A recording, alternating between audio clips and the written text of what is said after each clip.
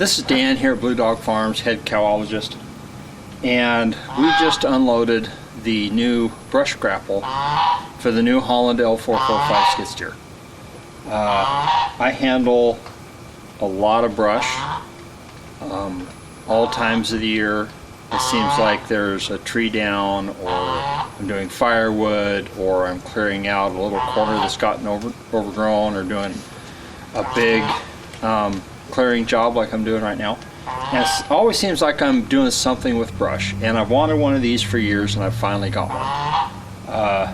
If you watched a previous video, I just put a quick connect on the New Holland skid steer, so it should hook right up to this. But the problem is there are no hydraulics out on the boom, and so there's no way to work this cylinder currently.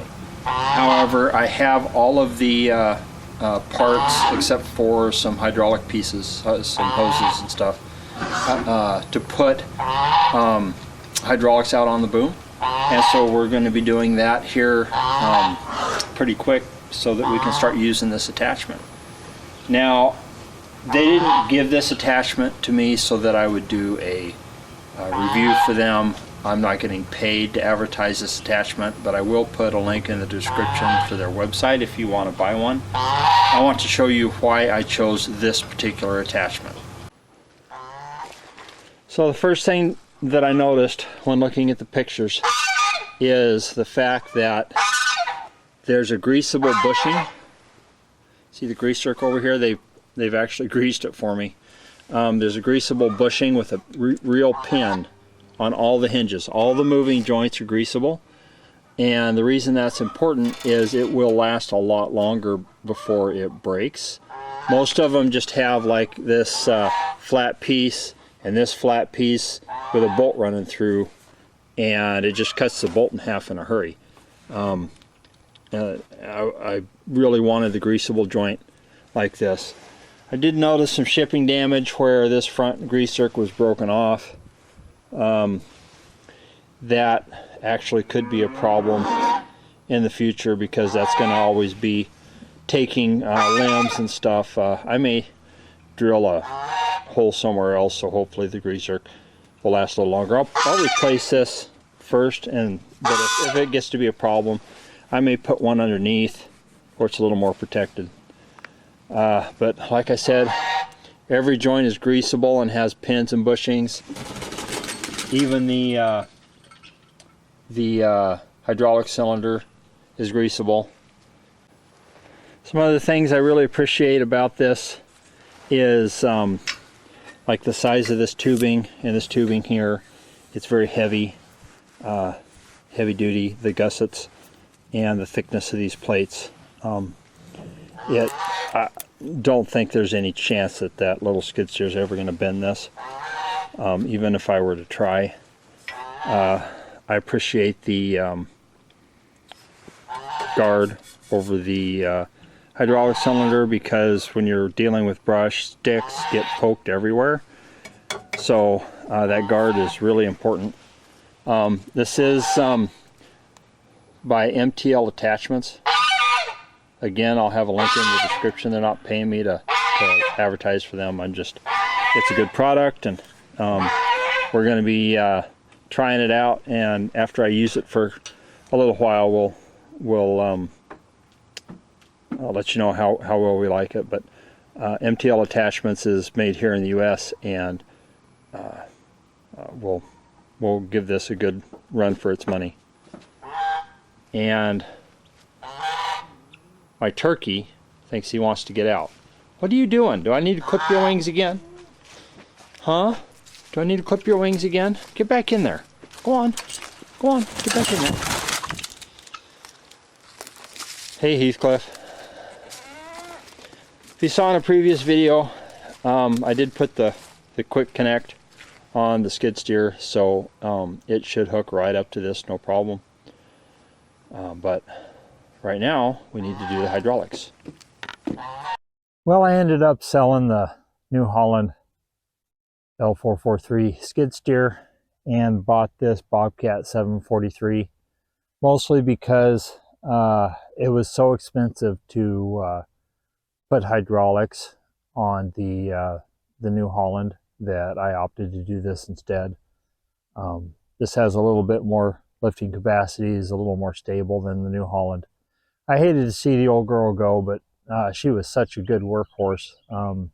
But just to be able to run hydraulic attachments on the front end, I needed to do something else. So we ended up with the Bobcat. I've been all in all pleased with it. I've had a few issues with it that I've had to fix, but it's got quite a few hours on it too. But we've used it for a couple of years, doing a lot of land clearing and moving around logs and you know, debris and trash and all kinds of different stuff that we've used this brush grapple for on this machine. I run this brush grapple on the this Bobcat, but before I bought this, when I still had just the New Holland, I use this brush grapple. It's only a 48-inch brush grapple, and the reason I got a 48-inch is because the New Holland lifting capacity was 1,000 pounds, and it's got a 50-inch bucket. Not easy to find a 50-inch brush grapple. At least when I was buying this one, it wasn't easy to find. And if you get one slightly bigger, they weighed like they had the two forks that came down instead of just the one like I've got. It had the two, and they were like 700-800 pounds. And if you've got a 700-pound brush grapple, that doesn't leave a whole lot of weight on a 1,000-pound capacity machine to pick up much brush. So I didn't get a big one. I got the 48-inch one. I'm not sorry I did. It's never been too small. I've done a whole lot of work with it now. It's been a couple of years. And I've even rented larger machines before I had the Bobcat, and piled brush with this brush grapple. I'd rent a machine and use it for something else, and oh hey, I've got all this brush to move. I'll go get the brush grapple and move it with this giant skid steer. I believe that's a Kubota that I'm using in this clip here while I was clearing some fence.